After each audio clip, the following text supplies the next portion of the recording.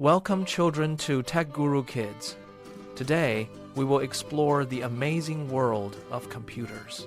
We use computers daily for watching videos, playing games, and doing our school studies. But have you ever wondered, what exactly is a computer? Let us find out together. A computer is an electronic machine that takes input, processes it, and gives output. In simple terms, a computer follows our instructions to make our daily tasks easier. Think of it like this. If you give the input 2 plus 2, it calculates. The computer then gives you the output of 4. It is very fast and accurate. It is a smart machine that works without getting tired, stopping, or making any mistakes. I hope you enjoyed learning about how computers work today, my dear young friends. We have so much more to learn about technology in our future fun lessons together.